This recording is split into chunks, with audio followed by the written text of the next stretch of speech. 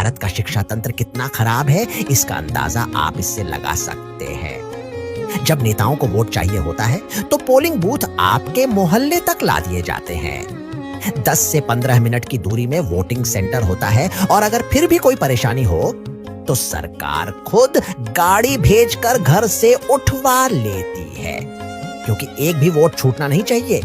वाह सरकार, बहुत बढ़िया, बहुत संवेदनशील हो आप अपनी जनता के लिए। लेकिन जैसे ही बात पढ़ाई की आती है तो यही सरकार बाहरी हो जाती है, अंधी हो जाती है।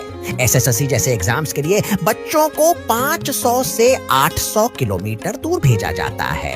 ना कोई बस की व्यवस्था, ना कोई सरकारी मदद, ना कोई पूछने वाला।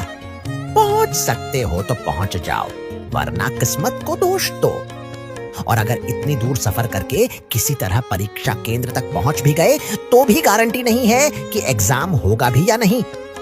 कहीं सर्वर डाउन, कहीं बायोमेट्रिक फेल, कहीं परीक्षा ही रद्द। वाह रे मेरे देश का सिस्टम, जहां शिक्षा को हमेशा सबसे आखिरी में रखा जाता है, जहां आवाज उठाने वालों को लाठियां मिलती हैं, जेल मिलती है।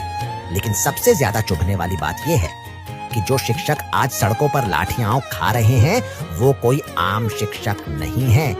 यही वो लोग हैं जिनसे पढ़कर बच्चे देश के अलग अलग कोनों में एसीपी बने। किसी ने डिफेंस में नौकरी पाई, कोई मिनिस्ट्री में अधिकारी बना, किसी ने पुलिस, बैंक, रेलवे या न्याय व्यवस्था में नाम कमाया। आज उन्हीं शिक्षकों के सिर पर डंडे बरसाए जा रहे हैं, सिर्फ इसलिए क्योंकि उन्होंने इस टूटे हुए सिस्टम के खिलाफ आवाज उठाई। तुम वोट दो तो तुम जनता हो, तुम सवाल पूछो तो तुम देशद्रोही। ये देश तब तक तरक्की नहीं करेगा जब तक यहाँ की शिक्षा व्यवस्था बस एक औपचारिकता बनी रहेगी, जब तक छात्रों के सपने सिस्टम के बूटों तले कुचले जाते रहेंगे। आज जो सड़कों पर विरोध कर रहा है वो कल इस देश का इंजीनियर, अफसर, डॉक्टर या शिक्षक बन सकता था, लेकिन सिस्टम ने उसे सिर्फ एक समस्या समझा, और जब समस्या को समझा नहीं जाता तो उसे सिर्फ दबा दिया जाता है। इस बार वोट देने से पहले इतना जरूर सोच लेना, तुम्हारी सरकार तुम्हारी पढ़ाई के वक्त कहां थी